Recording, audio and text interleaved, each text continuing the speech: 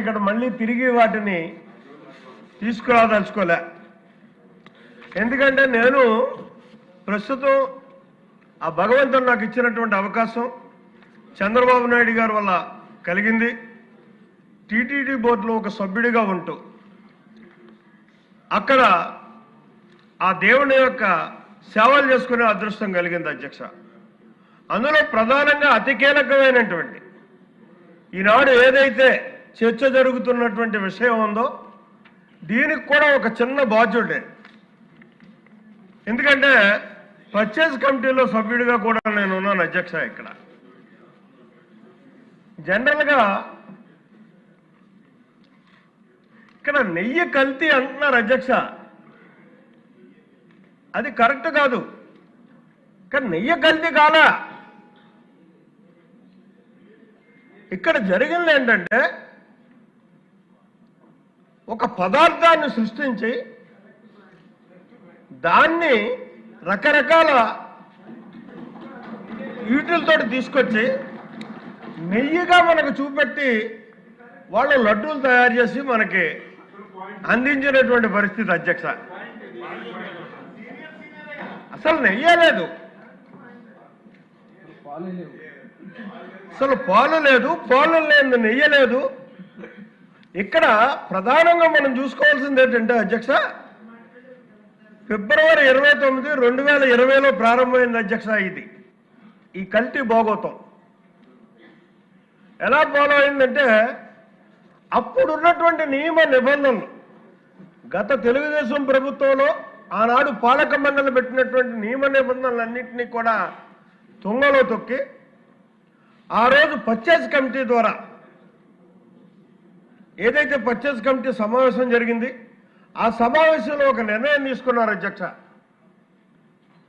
మనం ఆ నియమ నిబంధనలన్నింటినీ కూడా నరేంద్ర చెప్పాడు, దాని జోలు పోలా, మళ్ళీ ఆ లెక్కలు చెప్పను.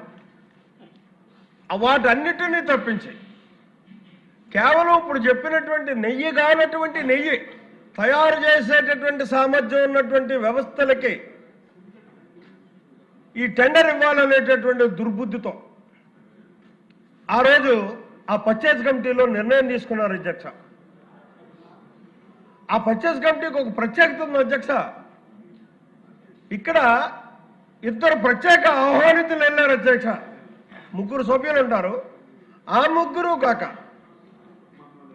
ఈ బోర్డులో ఉన్నటువంటి కీలక సభ్యులు ప్రత్యేక ఆహ్వానితులుగా వెళ్ళారు అధ్యక్ష. వారే ఒకరు కరుణాకర్ రెడ్డి గారు, రెండో వారు ఆయన మొన్న దీంట్లో ఉన్నాడు చెవిరెడ్డి భాస్కర్ రెడ్డి గారు. వీరిద్దరూ కూడా ప్రత్యేక ఆహ్వానితులుగా వెళ్ళి అక్కడ వాళ్ళు మొనోపలి చేసి ఆ తీర్మానాన్ని చేశారు అధ్యక్ష.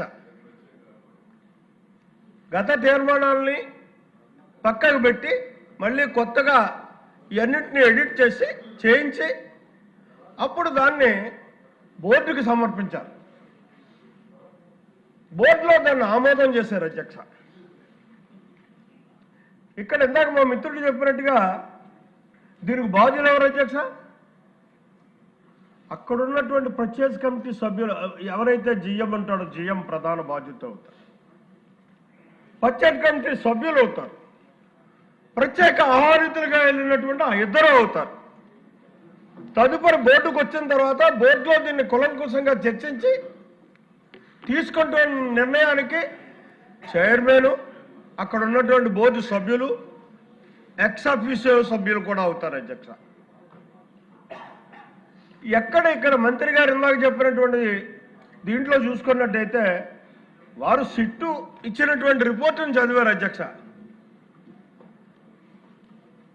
ఇక్కడ మనం చేయాల్సినటువంటిది కానీ ప్రజలకు తెలియాల్సినటువంటిది కానీ ముఖ్యంగా ఎవరైతే నిజమైనటువంటి బాధ్యులు ఉన్నారో వాళ్ళందరినీ కూడా ఇందులో మనం శిక్షించాల్సినటువంటి అవసరం ఉంది. బాధ్యులుగా ఇక్కడ చూపెట్టాల్సినటువంటి అవసరం ఉంది. దానికోసం మనం తగు నిర్ణయం తీసుకోవాల్సినటువంటి అవసరం ఈ సభకు ఉంది అని చెప్పేసి ఇక్కడ భక్తులకు కానీ ప్రజలకు కానీ ఒక నమ్మకాన్ని కలిగించేటటువంటి బాధ్యత కూడా ఈ సభకు ఉంది అని చెప్పి మనం చేసుకుంటున్నాం.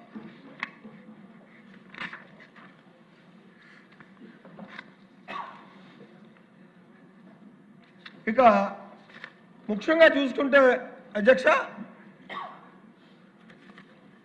ఇక్కడ సుబ్బారెడ్డి గారు చెప్పగానే చెప్పాడు, పాపం తప్పులు జరిగాయని చెప్పేసరి. అయితే ఆ తప్పులు నాకు తెలియకుండా జరిగాయంటున్నాడు. శాసనసభలో ఆ చైర్లో మీరు కూర్చున్న తర్వాత మీ అనుమతి లేకుండా మేము మాట్లాడేటటువంటి పరిస్థితి ఉంటుంది అధ్యక్ష. తప్పుగా మాట్లాడినా రైట్గా మాట్లాడినా మీకు తెలుస్తుంది. దాని మీద చర్య మీరు తీసుకోవాల్సినటువంటి అవసరం ఉంటుంది. అదే పరిస్థితి అక్కడ చైర్మన్గా సుబ్బారెడ్డి గారు ఉన్నప్పుడు కానీ, కరుణాకర్ రెడ్డి గారు ఉన్నప్పుడు కానీ జరిగినటువంటి ఈ తతంగానికి అంతటికీ కూడా పూర్తి బాధ్యత వాళ్ళిద్దరూ వహించాల్సినటువంటి అవసరం ఉంటుంది అన్నది నా భావన. ఇకపోతే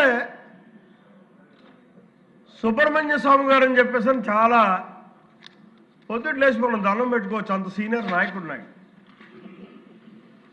అధ్యక్ష. కానీ పాపం తిరుపతి వెంకటేశ్వర స్వామి మీద ఆయనకి ఎందుకు